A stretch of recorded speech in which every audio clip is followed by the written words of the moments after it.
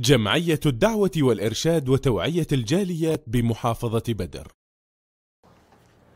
আলহামদুলিল্লাহ ওয়াসসালাতু ওয়াসসালামু আলা রাসূলিল্লাহ ওয়া বাদ। সুপ্রিয় বন্ধুগণ, প্রবাসীদের স্ত্রী যারা, তাদের সবচেয়ে একটি গুণ থাকা উচিত, যেটি আল্লাহ রাব্বুল আলামিন সতীসাধী নারীদের গুণ সম্পর্কে বলেছেন, তাদের মর্যাদা সম্পর্কে এক হাদিসে বলেছেন, আতাআত যাওজাহা, অর্থাৎ স্বামীর যদি আনুগত্য করে জান্নাতে যাওয়ার উপায়ের মধ্যে একটি বড় উপায় না।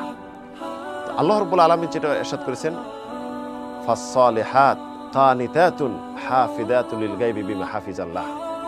সতীসাধী স্ত্রী নারী তো এটাই হবে যে স্বামীর আনুগত্য করবে ভালো কাজে, স্বামীর আদেশ মান্য করবে, অমান্য করবে না, ভালো কাজে, অনিসলামিক কাজে নয়।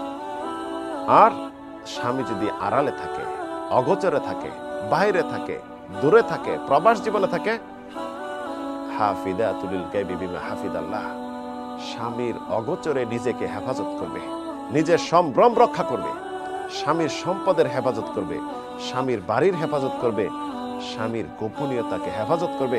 আল্লাহ রাব্বুল আলামিনের বিধান যেমন হেফাজত করবে একজন মুসলিম হিসাবে, স্বামীরটা হেফাজত করবে।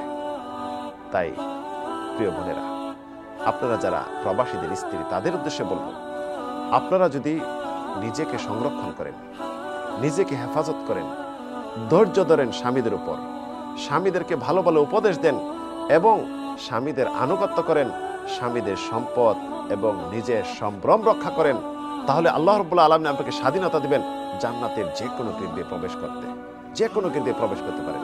তবে ইসলাম আপনার উপর কঠিনতা করেনি। স্বামী যদি আপনার হক আদায় না করে, তার চারিত্রিক সমস্যা থাকে এবং তার শারীরিক গঠনের সমস্যা থাকে, স্বামী আপনার ভরণ পোষণ দিচ্ছে না, যথাযথ পর্দার ব্যবস্থা করতেছে না, স্বামী আপনার হক আদায়ে অপারগ, তার শারীরিক সমস্যা রয়েছে, তার সেক্স পাওয়ারের সমস্যা রয়েছে, তাহলে আপনি বিচ্ছেদ করতে পারেন, বিচ্ছেদ তার কাছে চাইতে পারেন। চাইলেও যদি সে না দেয়, তার সাথে ঘর সংসার ভালো হচ্ছে না, তখন কোর্টে আশ্রয় নিয়ে বিচ্ছেদ করতে পারেন।